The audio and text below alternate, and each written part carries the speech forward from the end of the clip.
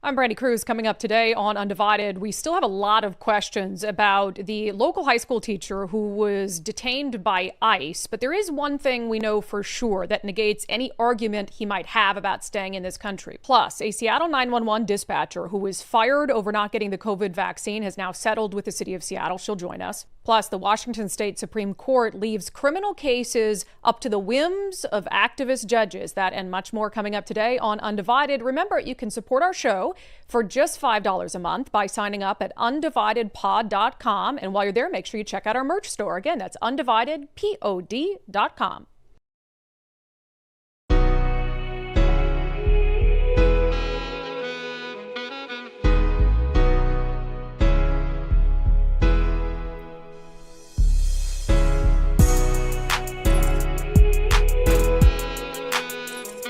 Hello, and welcome to Undivided. Thank you for being here. Thank you so much for your commitment to giving common sense a comeback. There's a lot of attention nationally right now on the story that really kind of started to break right before we came on the air yesterday, involving this Seattle area. I don't know if we call him a teacher. He was like the head of the theater. Teaching the theater, I guess, sure.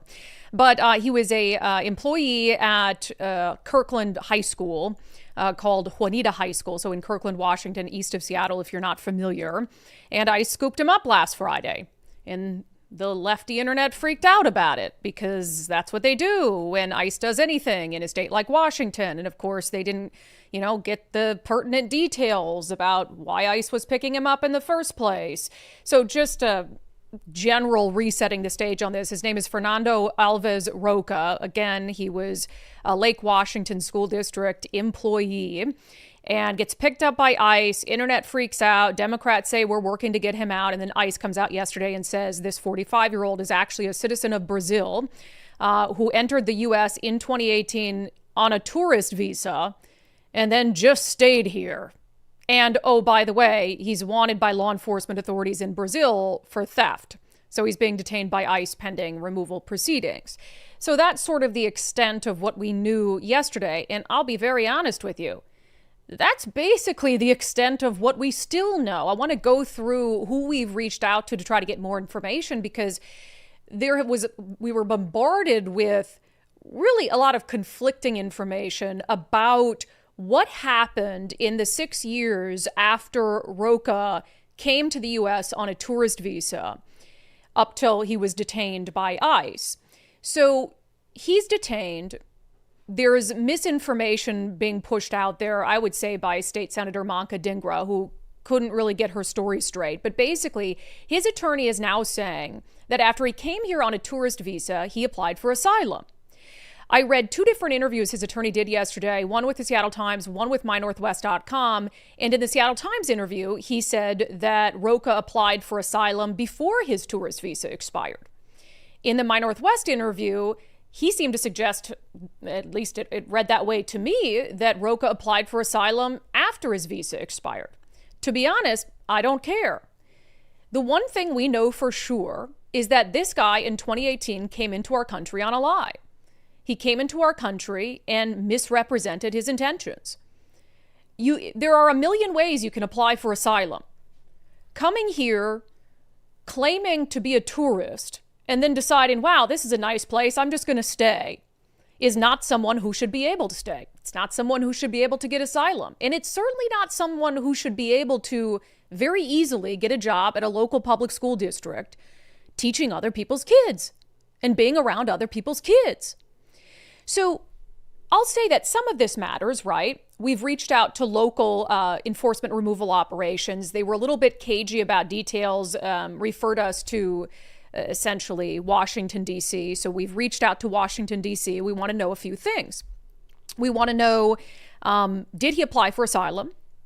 If so, when did he apply for asylum? Was it before his tourist visa expired or after his tourist visa expired? We want to know, if he came here under the pretense of being a tourist, why would he be given an opportunity to get asylum in this country? But if that's what happened, was he given a valid work permit? Because how else can we explain that he got hired by the school district? And Nicole, you could pull his picture back up. Was he given a valid work permit? Was he given a social security number? So all of those are questions we need answered about Fernando Alves Roca.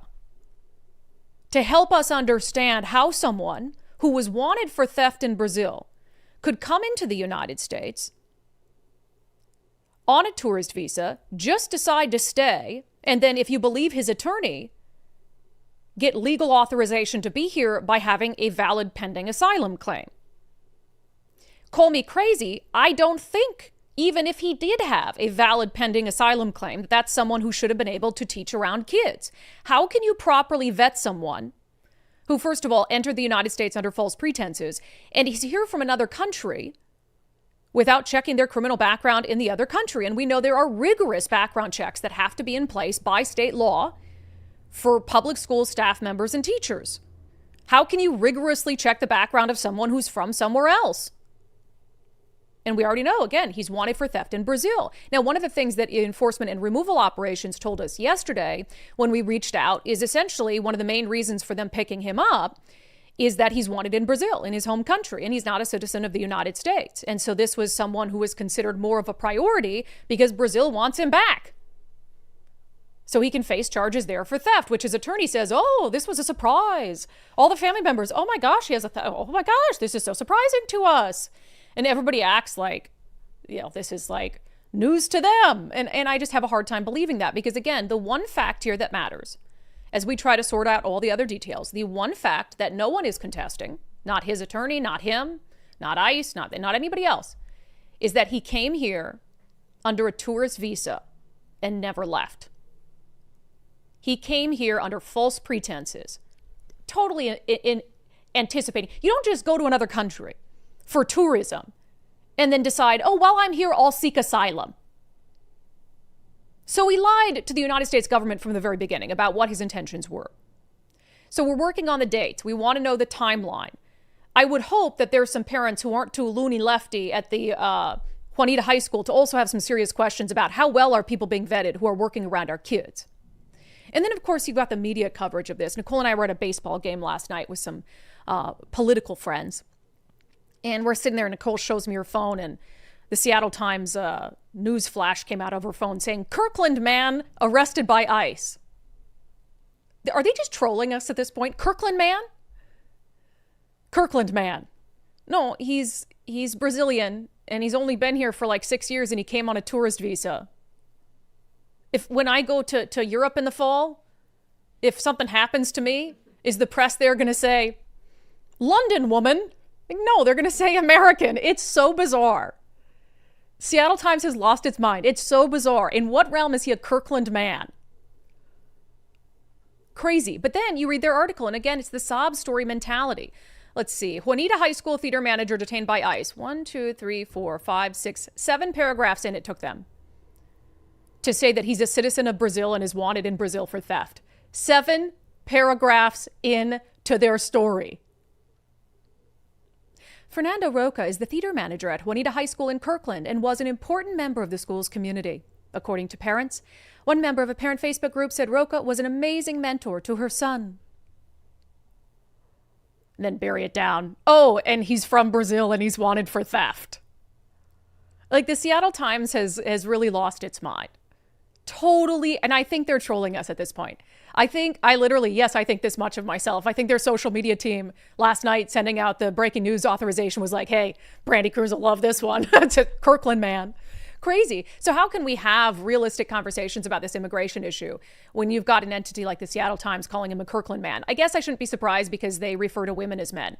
So, and then, of course, there was more sobbing in this. And I'm okay with talking about the personal impact of immigration policies. But when that's like the bulk of your story, when you're seemingly uninterested in really looking into the crazy, like nothing in this article about, hey, was this person properly vetted to be around children? Hey, did this person have the proper documentation to be working in the setting he was working in? No, it's like, oh, this is a sad story about a guy who was here and wanted asylum, allegedly, according to his attorney. And he's just a really good guy, and the whole community is stepping up to help him. It's talking about Adolfo Aleda, who is like a fellow musician sort of guy. Oleda found out Tuesday morning about the allegation of theft, saying, I was a little bit flabbergasted. The family said, oh, no, this is the attorney, sorry. The family said it was outlandish. Oledo said for now, he has to take the family at their word, but he would look into the allegations from Brazil.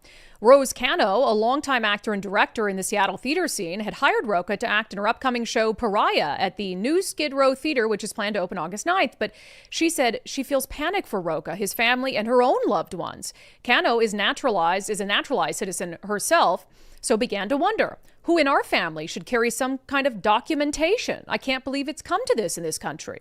I'm trying to see how I can help him. He is such a great, hardworking guy who came here under false pretenses from another country, is wanted there for theft, and therefore needs to be sent back. It's like, okay, I get it. Like, say a couple lines about the family and the impact of immigration policies, but you can't bury the lead that he came here on a tourist visa, stayed, and somehow managed to almost immediately get a job in a local school district working around other people's kids. How is that so hard? So we're looking into this. We have messages out to DHS, to Customs and Immigration Enforcement, trying to pin down a timeline. We also sent some additional questions to the Office of Superintendent of Public Instruction. We're trying to understand from their perspective, if we're a sanctuary state and we treat illegals just like we treat regular citizens, how are they truly vetting individuals who might be in the country illegally, or even if they are here on some temporary status, what are they doing to vet their criminal histories in other countries? Because if you're a citizen and you want to be a teacher, you go through a Washington State Patrol criminal background check, you go through an FBI criminal background check. You're not going to pop on either of those things for criminal convictions. If you're from Mexico, or if you're from Brazil, or whatever other country it is. So what are they doing? Are you really properly vetting the people who are working with kids? And that's very important, right? That's state law. So we have a lot of questions around this. And the media is not helping with anything. The media is not helping. The media is making people far more angry about this situation than they need to. Everyone should understand the nuances of it, the ins and outs. Hey, yeah, maybe he ends up having an asylum claim. Should he have been given the opportunity to have an asylum claim when he came here under false pretenses? What president did that happen under? Was it in 2018 under Trump, or was it in 2020 or later under Biden? That stuff matters to me. So we're going to continue to try to get to the bottom of all of it. All right, quick, I want to talk about taxes, because this is something we warned everyone about. And now we're seeing it come to fruition. So short story, headline, if you live in King County, your taxes are going to get even higher. But I want to explain how we got to this point. So remember, we talked about Governor Bob Ferguson's big campaign promise that he was going to get $100 million set aside to hire new cops. That was what he told us this was for. Remember? His dramatic political ad where he said 50th. Washington is 50th in the nation, last in the nation for number of police officers per capita. He had a very serious face. He said, as governor, I'll fix it. So he said he was going to get $100 million set aside to hire more law enforcement officers. And so this got pushed during the legislative session. And as we've talked about on this show, what was passed wasn't what he promised. What was passed was $100 million for law enforcement. But in order to be able to utilize it, local jurisdictions would have to pass new taxes. So that was contingent. So you can supplement the money you're getting. So contingent on passing new taxes on your citizens. And then also, the money could basically be used for anything. Not 1 cent of the $100 million, as you know, has to go to hiring actually new law enforcement officers. It could go to emergency response to like storms. Anything they can characterize under the umbrella of public safety. It could go to unarmed community responders, which is something the left talks about all the time. As if you have someone in the throes of a mental health crisis who's threatening to stab people on the street, that you want someone going there who's unarmed, right? So the whole thing was a sham. Well, of course, King County is the first county to try to take advantage of this sham. And what is step number 1? Remember? They've got to pass a new tax. So what do? Passed a new tax. Good God. King County Council approves safe and stable community sales tax to prevent devastating cuts to public safety. Today, the King County Council voted 8-1 to approve the Safe and Stable Communities Sales Tax, a critical measure to protect public safety, preserve essential services, and stabilize King County's budget amid a projected $160 million deficit. The legislation, co-sponsored by Council Chair Gurmai Zahalai and Budget Chair Rod Dembowski, establishes a 0.1% sales tax and use tax equal to 10 cents on a $100 purchase. All revenue generated will be directed exclusively to maintaining and strengthening King County's criminal justice, behavioral health, and public safety systems. The new tax will allow King County to prevent layoffs in the sheriff's office and the prosecuting attorney's office and the Department of Public Defense, sustain court operations and victim advocacy programs, support behavioral health services, including mental health and substance abuse treatment, invest in diversion, gun violence prevention, and domestic violence response efforts. So in case, you thought we were just guessing, no, they did tie this directly to what was House Bill 2015, which is the bill that created a $100 million fund for law enforcement. It says the vote follows the passage of House Bill 2015, which granted local governments the authority to adopt a public safety sales tax. King County became eligible to implement this tool after meeting all other required public safety and accountability standards, including crisis intervention and de-escalation training, transparent use of force reporting, other reform benchmarks to increase public trust in law enforcement. Because remember, those were also requirements. If you want this money, we talked about this at length, but for those who might have missed that episode, if you want this money, not only do you have to pass a new tax on your citizens to get it, but you also have to be policing in the way that progressives want you to police. So you have to have gone through all these bias training, all this stuff, and done all the woke stuff that the Democrats in the legislature want you to do, and then you can get the money. So basically, King County can benefit from it.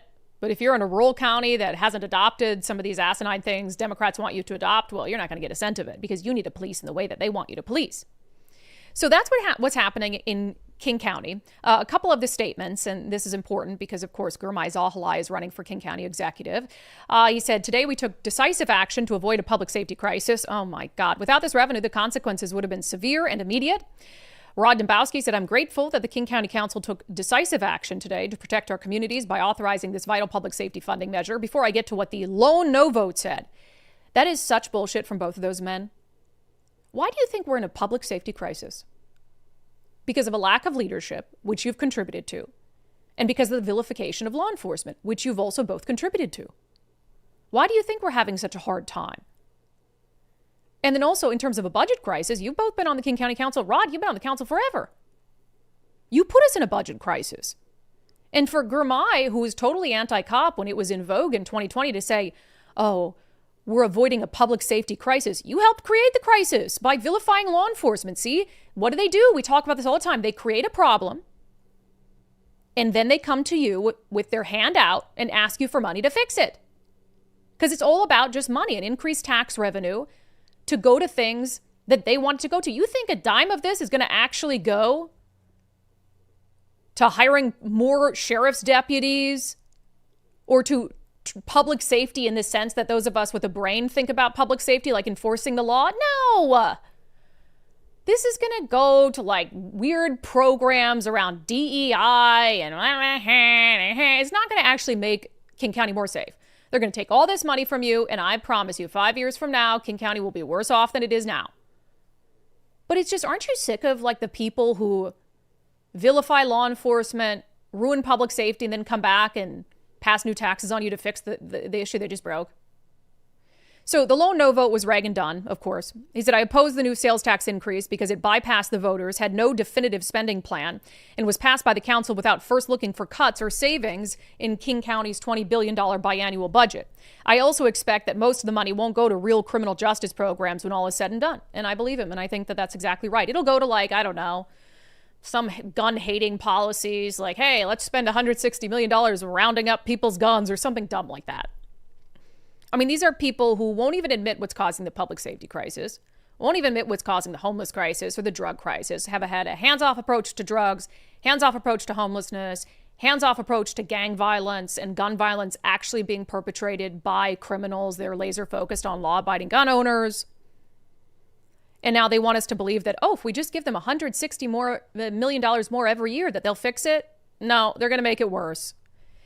So a good reminder, if you have your ballot in front of you, if you live in King County, which I haven't filled out my ballot yet, but it is sitting on my counter, it's a good reminder why there's no good option in this race for King County executive. One of them is Gurmai Zahalai. The other one is Claudia Balducci. Both of them voted for this sales tax increase. Both of them have been soft on crime. Both of them are a train wreck. I mean, this is just a horrible situation. I don't know if they're worse than Dow, because Dow just was a liar and a con man and made everything worse. So it might just be a lateral. But the option has to be Claudia Balducci, because Gurmai Zahalai, I mean, that's just straight socialism. So Claudia, probably be a push from Dow Constantine, but she voted for this thing too. But okay, if you got to vote for someone. And Gurmai is not an option, people. He's not an option. So suck it up. Take a shot of alcohol if you have to. Fill in the circle for Claudia Balducci. Just ridiculous. So this is what was going to happen. Democrats promising something. Oh, more cops, watering it down. Bob Ferguson, oh, this is such a win. Sneaking in there that, oh, these counties can increase sales taxes without going to voters. So then King County gets to turn around and do it. Everybody gets to act like they're trying to support public safety, but it's all about padding their pockets, pushing progressive policies, and acting like they did something at the end of the day when they didn't. It's insane, as if taxes in King County need to be any higher. Moving sounds better and better by the day. Why am I living in King County? You're in Snohomish, right? Mm-hmm. Yeah. I need to just move. I mean, it's not a ton better, but it's better. Little. It's better. It's better. All right. Coming up next, we have a great follow-up on an interview we brought to you in December with a 911 dispatcher who was fired from the city of Seattle over the vaccine mandate. Happy to report she's now reached a settlement in her case. She's going to join us to discuss. First, if you are thinking about selling your home, maybe you want to move out of King County to somewhere where taxes are at least a little better, reach out to our friend Wes Jones at sellwithwes.com. Sellwithwes.com. Wes and his team are fantastic. I mean, Wes is a great communicator, and that's what I hear from everyone. He's always there when you need him through the home selling process, which can be very, very stressful. And he's going to take all the heavy lifting off your plate. So let's say you need to make some cosmetic upgrades to your home. Wes can help with that. He can manage the contractors. You don't even have to pay for it until closing. So it takes that financial stress out of the equation. And then their team has just fantastic marketing. I mean, you look at how they put together their listings. They are getting more people in the door, more offers on the table. And that's, at the end of the day, what we all want when we go to sell our home. So sellwithwes.com, sellwithwes.com. It is simply a better way to sell your home. All right. So back in December, we introduced you to Marina Shinderuk. So Marina was a longtime 911 dispatcher for the city of Seattle. I mean, and she was, had great reviews, celebrated for her work, got awards from the city, all of this, and she loved her job. Loved her job. And man, that's a tough job, being a 911 dispatcher. The mental sacrifices that you have to make to do that job are just, unbelievable. So, of course, the COVID vaccine mandates come around in the city of Seattle in early fall of 2021. And for religious reasons, she didn't want to take it. So like many other dedicated public servants and public safety professionals, she ended up losing her job. And ever since 2021, in the 4 years since, she's embarked on this really long, expensive, arduous effort to hold the city of Seattle accountable for what it did. And when we talked to her in December, man, she was emotional. She had been through so much. She had to move in with her mom out of state, separate from her kids for a little bit to try to make ends meet. And just, honestly, she looked like she had been through the ringer. And in speaking to her in December, I wasn't so sure that the city of Seattle was going to budge on this, or if I could trust any sort of jury that might get the case in King County. But I'm happy to report that Marina has now settled with the city of Seattle for a high six-figure settlement. We connected with her last night. She was nice enough to join us to talk about, the settlement and also what she hopes comes of all of this. Marina, welcome back to Undivided. Hi, nice to see you, Brandi. Thanks for having me. Yeah, I mean, look, I don't think that there's anything that will undo what was done, but I think this is great news compared to the last time we spoke. I mean, that was a really emotional time for you gearing up for this case. So did you expect the city to settle?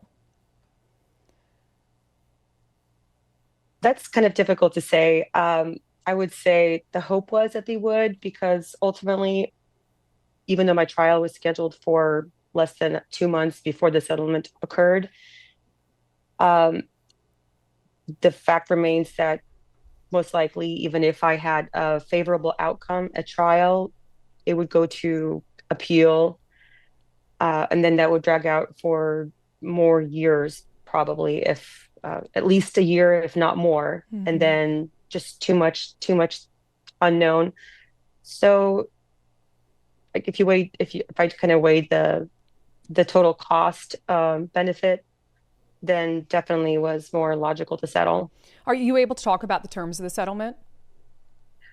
Yes, there's nothing that I cannot speak about, for sure. So what did it entail? Was it simply monetary? Did they have to admit guilt, or that they shouldn't have done it? So what was all involved? Well, they didn't have to admit anything that was not part of the our request, myself and my lawyer. Um, I feel like if it had been part of the settlement, it would have been an empty admission, if anything, because the fact that I had made so much attempts to get the issue resolved before even filing suit, uh, there it would not have been genuine. So I don't need a fake apology or agreement to change things because it wouldn't have changed. But part of the settlement was for monetary compensation, economic damages, and part was slated for non-economic damages. And then, of course, reimbursement for attorney's fees, which was out of pocket for me hourly. Yeah. What was the ultimate uh, price tag?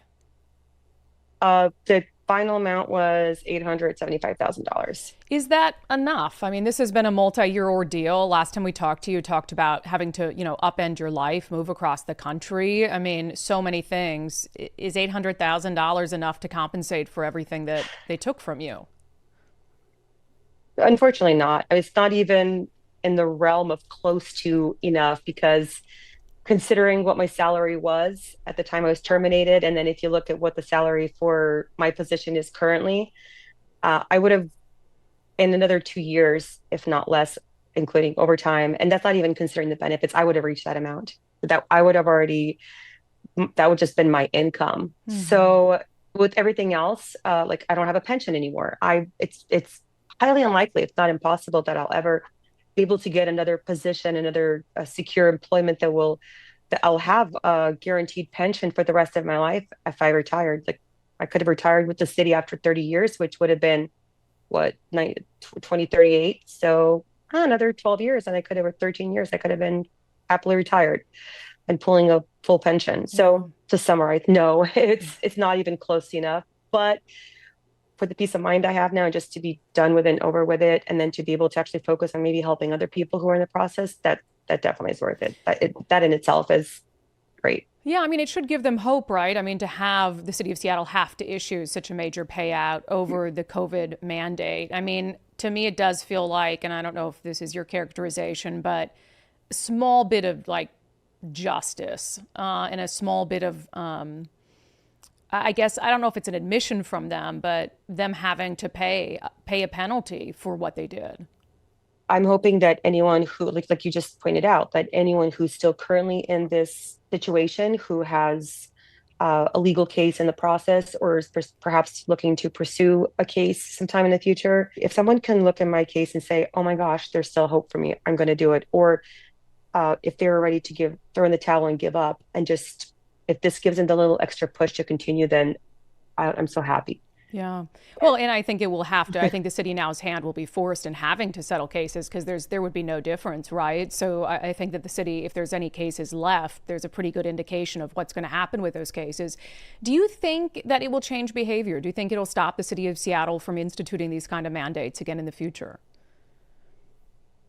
That's hard to say, and I want to say that it would make sense, but that would also mean that I would have to, nothing about what happened made sense. So that's just to say something will change because this happened. I'm hopeful but doubtful. Let's put it that way. And I'm usually a glass half full person, but with my experience, I doubt it. But even in my case, though, we went through a very lengthy discovery process as well. So even if people's situations are a little bit different, but just the documents, the sheer volume of records which came out, which were very damaging information that was revealed about what went on behind the scenes when the city was saying one thing in writing Yeah.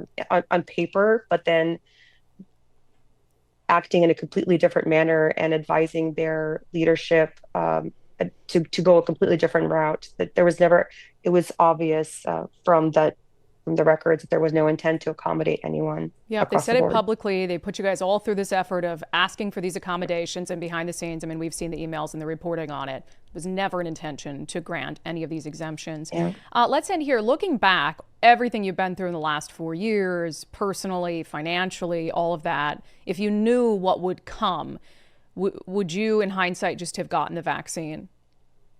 No, absolutely not. Um, that was just one thing I actually have thought about, and that's just why I answered so quickly, because it is something I've considered. And this goes back to my initial feeling about it, or my initial sense of what I needed to do. I I thought about it. I had a long time between the time when we found out when the vaccine mandate was announced on August 8th or August 9th of 2021, and when we actually had the opportunity to submit an exemption request. It was over a month that passed in that interim. And during that time, I had a month to deeply consider it every single day and talk to my kids about it and think about try to consider every possible outcome that could happen.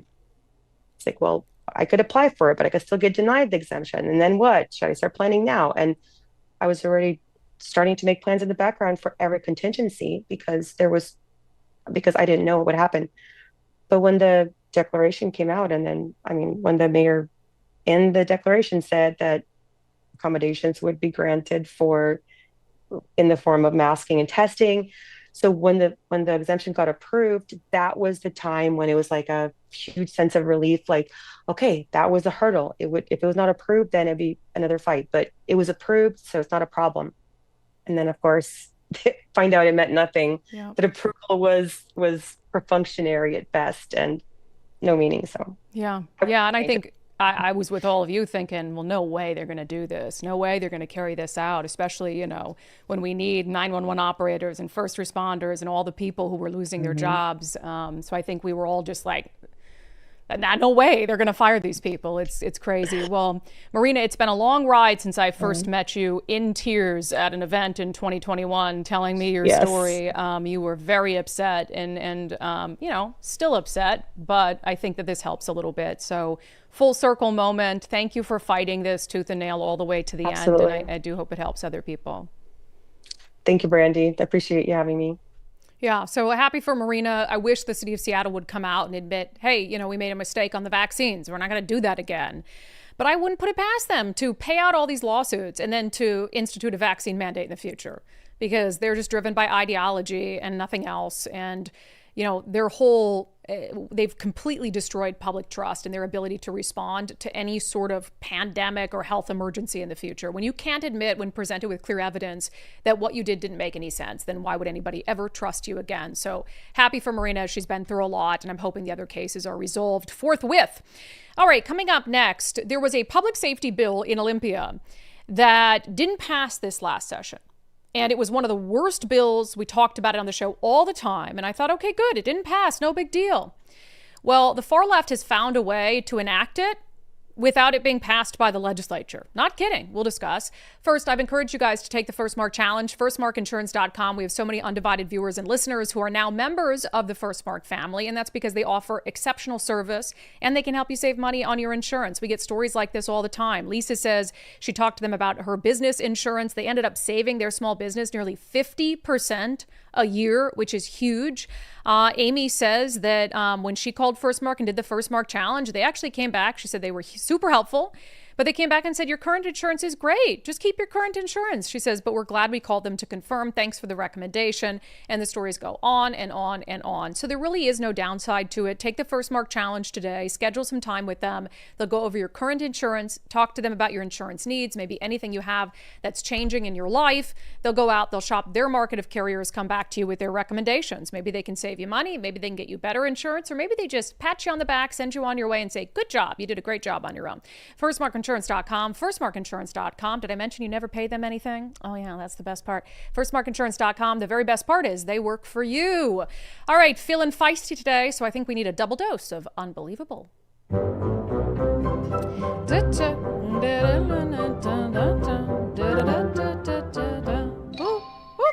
Okay, this past legislative session, we were laser focused on some of the bad pro-crime policies being pushed by Democrats. But there were two that stood out to us. We talked about them even before the session began, trying to make sure that everyone knew what was happening so they could push back and they could testify. The two bills were HB 1125 and HB 1178. Neither of them made it across the finish line. Good news. But the worst, so the 1178 was on sentencing enhancements, where they were going to reduce some of the punishments for violent offenders because DEI, I don't know. So 1125, though, was horrifying. And I said over and over that this would give no finality to victims, give too much judicial discretion, essentially where you could go in and you could end prison sentences early in the interest of justice. So 1125 sought to give a tremendous amount of control over to judges who already have a lot of control when it comes to criminal cases. But we've seen so many stories talking about activist judges giving exceptionally low sentences, exceptionally low bail.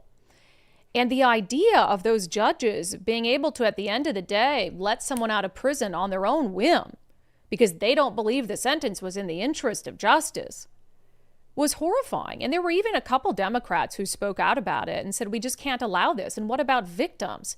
So somebody gets sent to prison and those victims and family members have to just for the rest of their lives wonder if some activist judge will just let their loved one's attacker out for no reason at all. So they didn't pass in Olympia, but that didn't stop these far left organizations from trying to get it done another way.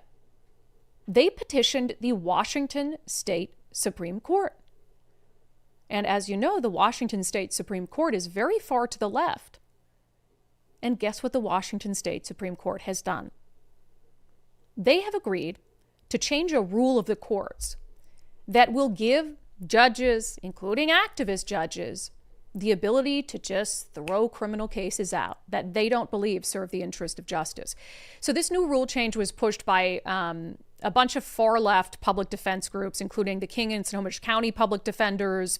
And that isn't a surprise because we know they're ideologically just insane. It was the story was broken by our friend Jason Rantz. WA Supreme Court quietly grants judges power to arbitrarily dismiss charges against criminals. The Washington High Court quietly approved a rule change that gives activist judges sweeping new authority to dismiss criminal charges, ignoring elected prosecutors and lawmakers who warned this will make their communities less safe. The change to Criminal Rule 8.3b allows judges to throw out prosecutions they personally decide are unjust based on vague and highly subjective factors like, quote, the impact of a dismissal on the safety or welfare of the community, the defendant being part of the community, or the impact of a dismissal or lack of dismissal upon the confidence of the public in the criminal justice system. It says all the defense has to do is claim, quote, arbitrary action or governmental misconduct that prejudiced the rights of their client. So this would give the ability, and this isn't even post-sentencing, really. This is like in the moment, the judge just decides, I'm going to throw this out. I'm going to throw this out because the defendant is black and, racism. Literally. Really for any reason at all. And it's not just conservative, right-wing talking heads who think this is insane. Jason had on his show State Representative Lauren Davis, a Democrat from Shoreline, who can't believe it. She told him, this can't be serious. This is really appalling. I didn't think it was actually going to be approved. She said, what will happen is this is a Democrat. What will happen is an activist judge will dismiss a case. There'll be some sort of catastrophic consequence, and then that will probably prompt an awakening or a response. But it gets a little tricky because the entity that decides whether or not a court rule overrides statute is the Supreme Court, the same people who approved this. So they would presumably just rule that their court rule gets to govern. She said, and they're continuing to try to take away jurisdiction of the legislative branch into the judicial branch. So basically, this couldn't get done, even in a Democrat-controlled legislature. So the far-left defenders associations took it to the Washington State Supreme Court and said, will you let us do this just through a rule change? And the Supreme Court said yes. So what Representative Lauren Davis is doing, let's say, we go back and we try to fix this situation in the state legislature. So now you have a court rule that conflicts with a legislative fix. Who gets to decide which one stands? The Washington State Supreme Court. which just approved this fix in the first place, which sent out some memorandum a couple years ago on ending racism in the judicial system.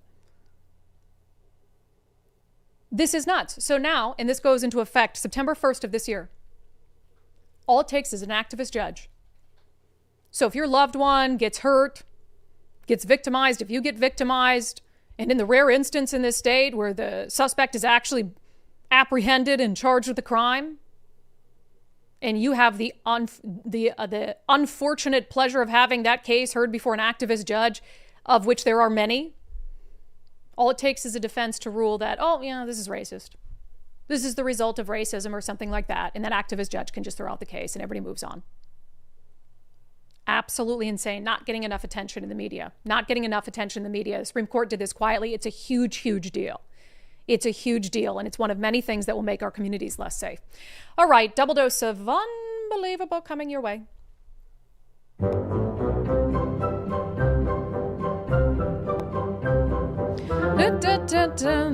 Whoop, whoop. Okay. So, a few mainstream news stories on the attack on independent journalist Cam Higbee, which I said the day that Cam Higbee's attacker, the guy who punched him repeatedly in the head outside the federal building during an anti-ICE demonstration, I was surprised when I went to court and that Como News was there. I was like, good for Como. If any of the TV stations were going to be there, it was Como News. And of course, the Antifa goon who assaulted Cam Higbee just because Cam's presence as a conservative independent journalist is triggering to them, he now faces a felony charge.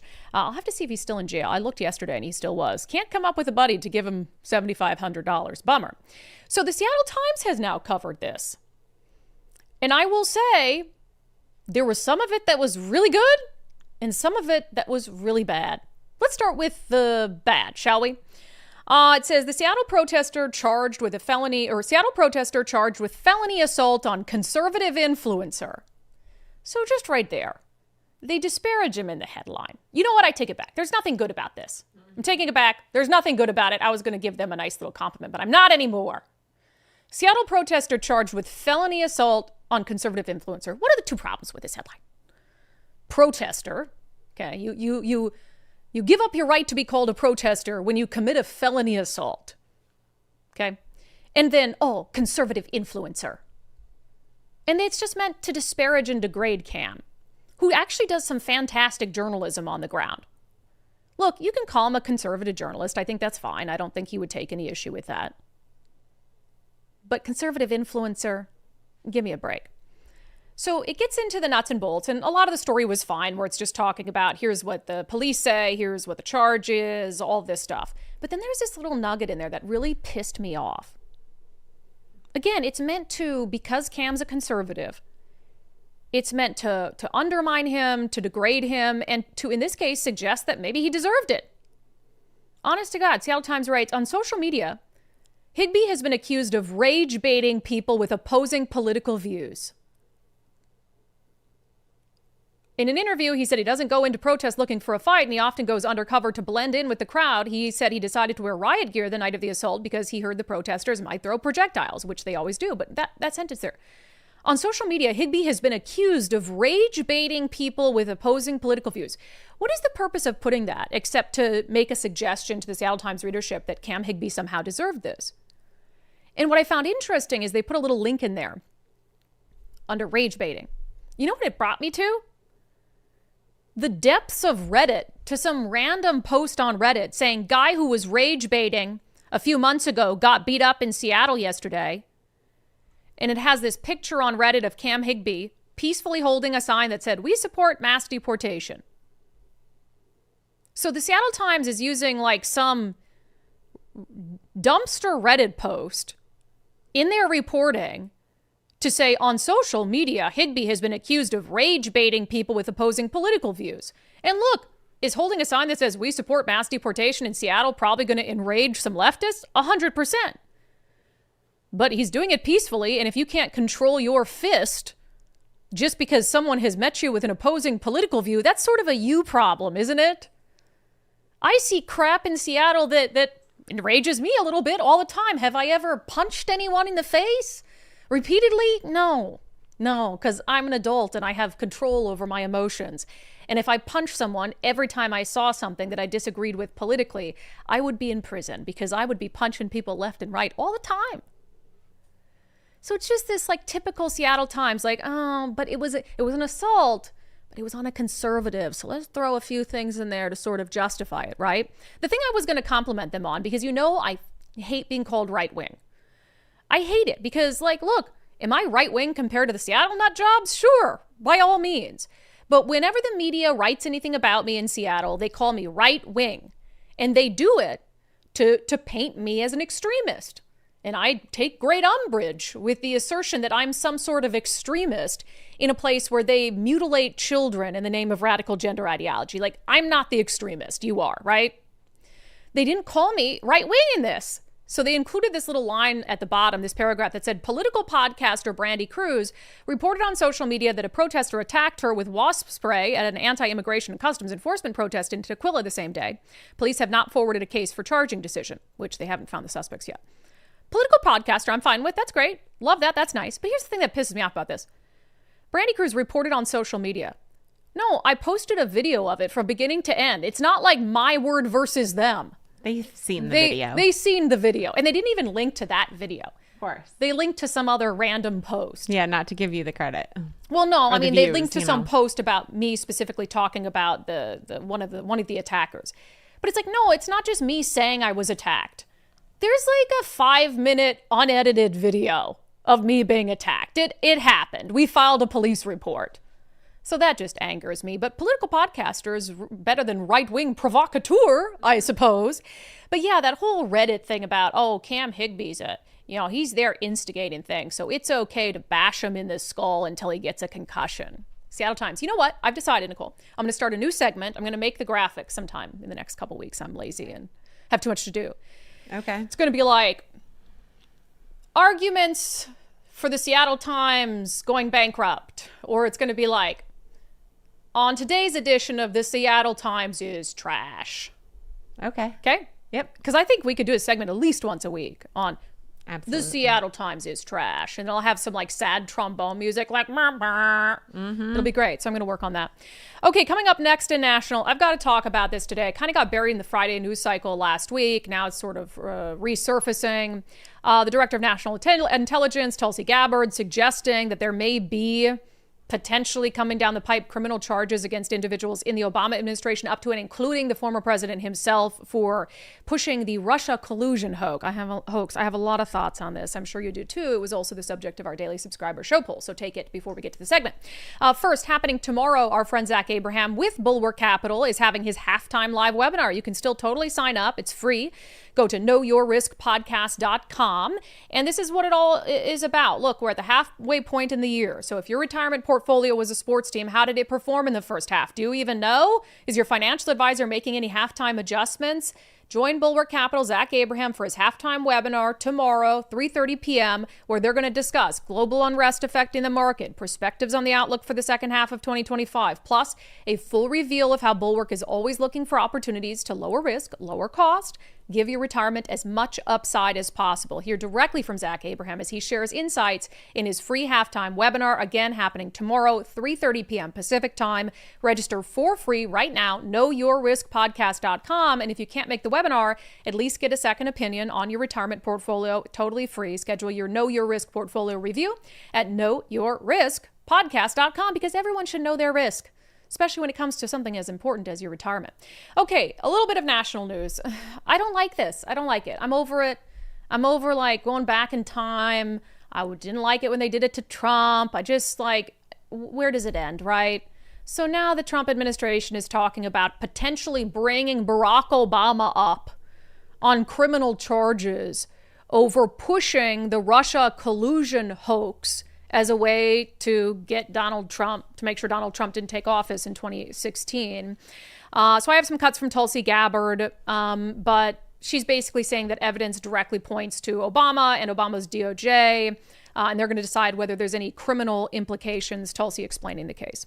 The report goes into great detail about the information that Russia and Putin had on Hillary Clinton, which included possible criminal acts like secret meetings with multiple named U.S. religious organizations in which State Department officials offered, in exchange for supporting Secretary Clinton's campaign for the presidency, significant increases in financing from the State Department. They also had documents that showed the patronage of the State Department to State Department employees who would go and support Hillary Clinton's presidential campaign. There were high-level DNC emails that detailed evidence of Hillary's, quote, psycho-emotional problems, uncontrolled fits of anger, aggression, and cheerfulness, and that then Secretary Clinton was allegedly on a daily regimen of heavy tranquilizers. Oh my God. Then CIA Director Brennan and the intelligence community mischaracterized intelligence and relied on dubious substandard sources to create a contrived false narrative that Putin developed a quote-unquote clear preference for Trump. Okay. Let's see. So she says she's referring the case to DOJ for criminal investigation and potential charges.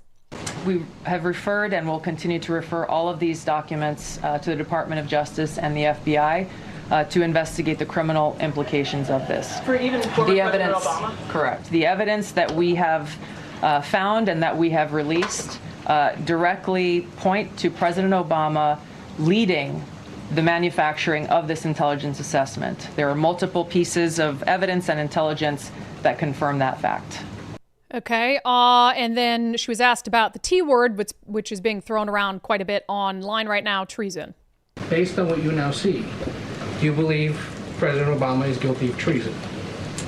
I'm leaving the criminal charges to the Department of Justice. I am not an attorney, but as I've said previously, when you look at the intent behind creating a fake manufactured intelligence document that directly contradicts multiple assessments that were created by the intelligence community, the expressed intent and what followed afterward can only be described as a years-long coup and a treasonous conspiracy against the American people, our republic, and an attempt to undermine President Trump's administration. I do love how she's like asked about treason and she's like, I'm going to leave that to but yes, it's a treasonous years-long coup that sought to undermine Trump. And then just for fun, CNN didn't like this press conference one bit. Multiple intelligence community assessments released in the months leading up to the November 2016 election concluded that Russia had neither the intent nor capability to impact the outcome of the U.S. election. On December 5th. We've been listening there to the Director of National Intelligence, Tulsi Gabbard, continuing on what has now been a multi-day effort, not only with public statements like this, but release of documents to attempt to back up the quite extreme allegation that President Obama is guilty of treason and that he worked in some sort of conspiracy with Hillary Clinton, etc., in the assessment by the intelligence community at the time that Russia interfered in the 2016 election. Yeah, we just thought it was funny. They were like, we're not going to listen to that anymore.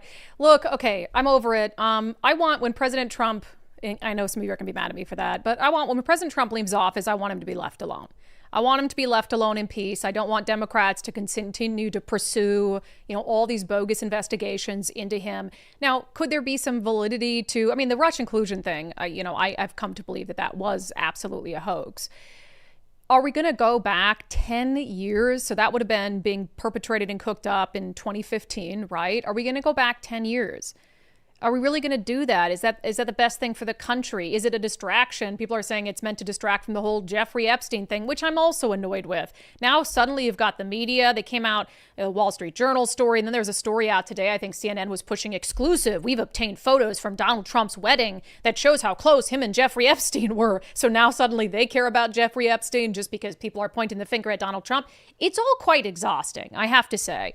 And I just think that we have so many important things happening now, a limited amount of time under President Trump to get his agenda done, to try to fix what Democrats have broken in this country. I don't think that this is going to accomplish anything in that regard. I asked subscribers in our daily subscriber show poll on Patreon, Locals, and X, do you support or would you support potential criminal charges against former President Barack Obama as it pertains to what DNI Director, well, I guess that's redundant, DNI Tulsi Gabbard said there. Nicole, yes or no? I think no, but I am okay with exposing it. And if there were people that helped cover it up, I'm kind of with you, but I'm okay with exposing it because I do think that what we saw against Trump and this panic they had about Trump becoming president was unprecedented. I don't think that we had ever seen either party panic the way they panicked about Trump becoming president. And I do think that they went to extreme measures to prevent that. And because they got away with it, I think that they did it again with the Biden and maybe went further. And then I think it became something they couldn't control the next time, or I don't know. But I do think that it's worth exposing, because I do think that it went too far. Yeah, it needs to be exposed. And I think to the best that we can get to any sort of what is truth in America in 2025 and what does that look like. And a lot of people won't believe truths when they're staring them right in the face. But it does need to be exposed. I'm not against that. I just don't believe going 10 years back in the future. And then if you get Democrats in power, they're going to continue the obsession over Donald Trump. So I think truths need to be exposed, and I'm totally fine with that. But going down some road where you take Barack Obama, who, like it or not, a lot of Americans still love Barack Obama.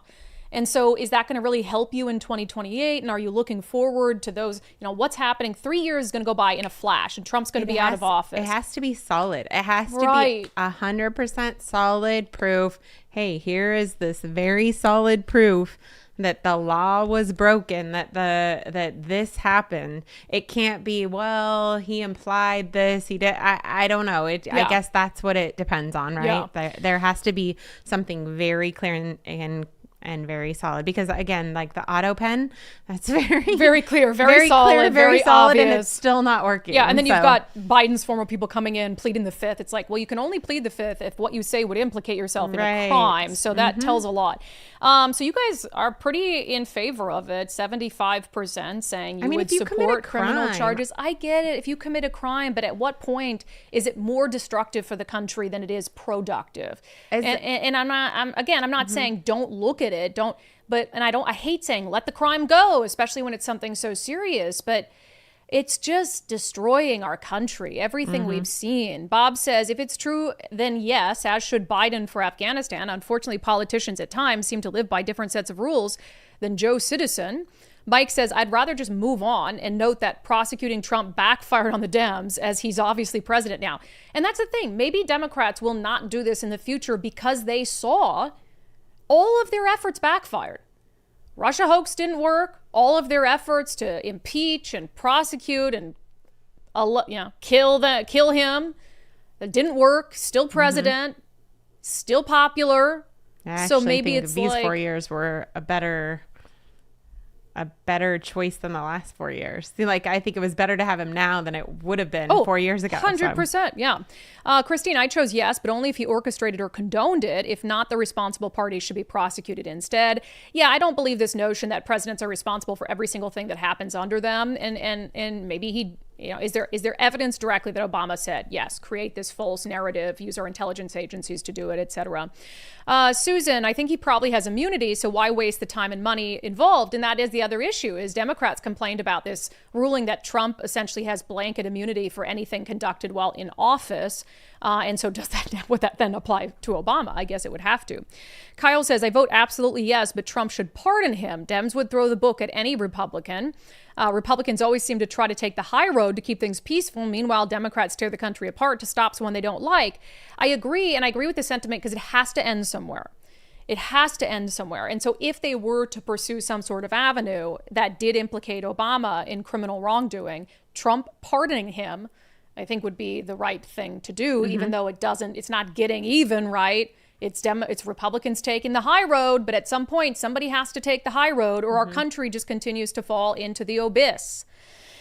Is anyone capable of taking the high road? I have no idea. Yeah, I really don't know. All right, we'll get to some comments here, and then our closing sanity check, which is hilarious. Cynthia Martin, good people don't lie or steal. I agree. Talking about this school employee, he lied to get into the country. No one. Now, all of a sudden, you were going to come here on vacation and, I have the need to claim asylum, so I'm going to do that now. And it's just like, no, that just makes no sense. Matthew Cook, he's from Brazil. Asylum from what? The only person being politically prosecuted in Brazil is the last president because he's a conservative. Todd, I was going to seek asylum during a cold winter in Seattle when I was on vacation in Cabo. Brr, yeah. It's like I'm in Cabo and I need to seek asylum from the insanity in Seattle. It's just not happening. Kathleen, I worked for the SSD as a school secretary. What is the SSD? Some sort Seattle School District? Yeah. As a school secretary and completed hiring paperwork for hourlies. I was required to photocopy a valid ID and a social security card or a valid worker's permit. So that's the question here. And there could be multiple parties to blame in all of this. If they did give him, if he had a legitimate pending asylum claim and they gave him, first of all, if they did that, why would you do that if they came here under false pretenses? Wouldn't that negate the claim? And then why would you do that? Did they know about the theft thing from Brazil? Or was that a kind of new revelation? So that's all needs to be answered. And did you give him a work permit and a social security number despite the fact he came into the country on a tourist visa that he overstayed? And which president did that, if that's what happened? Was it done under Trump? Was it done under Biden? I need to know all these answers. And we've got emails out like crazy trying to get the pieces put together on this. I also wonder, so she had to photocopy him, but then what? So did you... It's a fake ID. Is it a fake document? How easy is it to present fake ones? Yep, 100%. Or did they just, no big deal. We don't need it. There's so many questions to be answered. And I promise you, we're working very hard to put the pieces together. On the King County tax just passed, Jethro, come on, Brandi. We all know we can't hold our politicians accountable for their campaign promises. I'd like to meet one politician that gets into office and does what they say they're going to do. I mean, Trump. I was going to say, Trump. There's definitely, why do you think we're waiting for the Redskins to change their name back? That's true. Even his petty campaign promises. The only campaign promise he's not making good on, Jeffrey Epstein. So the client list, I'm pretty sure there was some mention of the client list by some in his orbit during the election. Let's see. Joshua Richter, this is not the Washington state I remember growing up. Makes me so angry. Yeah, it's really frustrating. On the Supreme Court giving judges ultimate discretion with how criminal cases proceed. I hope there are independent journalists that will attend these court hearings that will report on these judges' decisions. Yeah, because nobody in the mainstream media is going to talk about it. Hello, Watermelon. And people still don't understand this goes on at a federal level, too, with judges doing whatever they want. Our judicial system is out of control. I'm sorry. There's way too much power to individual judges. It's supposed to be checks and balances. I agree in checks and balances, but I think that the balance tilts way too much towards judicial and not always for the better. H, time for mass emails and letters to the Washington Supreme Court. I actually have a case going before the Washington Supreme Court.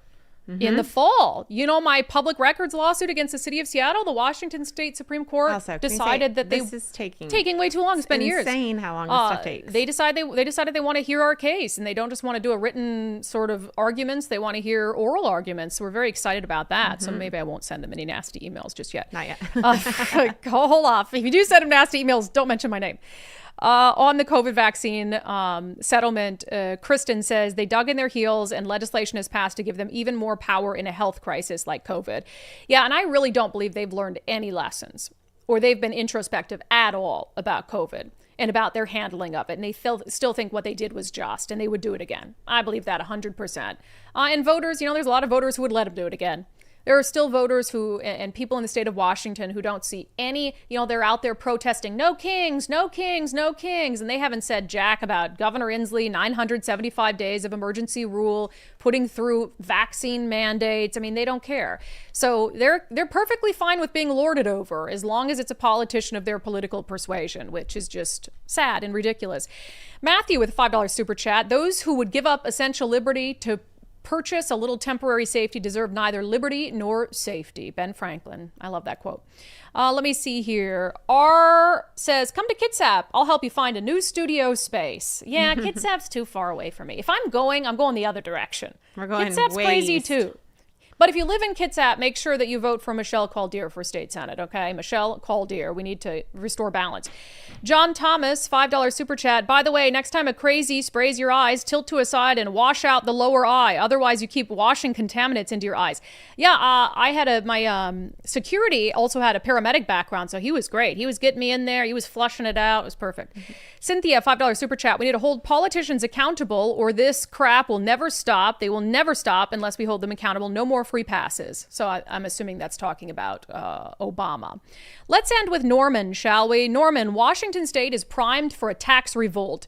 The totally ineffective actions that government has taken should all be eliminated, and the state should have a constitutional amendment to restrict the amount of money that state and local government steals from the populace. I wish, but never under Democratic rule. They will never pass anything that reduces taxes, reduces their ability to tax, or reduces the tax burden. Unfortunately. Period. All right, Nicole, thank you so much. Yeah. And with that, we'll get to our closing sanity check. So, of course, the Democratic candidate for mayor in New York, who's a socialist, so let's just call him a socialist, one of his genius ideas is city-funded grocery stores, city-owned and operated grocery stores, because the cost of food in New York is just too high. And so what they'll do is take money from all the hardworking people, use it to purchase food and to run a grocery store, and then artificially deflate the cost of food. And he thinks this is a great idea because apparently he's never heard of bread lines or how poorly this works out in other countries that do the same thing. But apparently we also don't have to look to other countries to learn that this is a bad idea. There is a city-funded grocery store that's a kind of a trial going on in Kansas City. And so the government comes in, it helps subsidize the cost of buying groceries. Well, there was a reporter who decided to go to this city-funded grocery store, and what she found is really not a surprise. It's clear this Sunfresh at 31st and Prospect is struggling. This is the first section people see when they come in. There's barely any produce. A lot of the coolers and shelves around the store look the same way, empty. So shoppers have been asking us, if the store isn't closing, then where's all the food? Around here, a good thing don't last too long. A rotten smell comes through the door, and anywhere you turn, you'll see products that need to be restocked. No hot food or deli. I watch people walk in and walk out. The grocery store has received financial assistance from the city, but has been unable to keep those shelves stocked in an area that in the past has often been referred to as a food desert.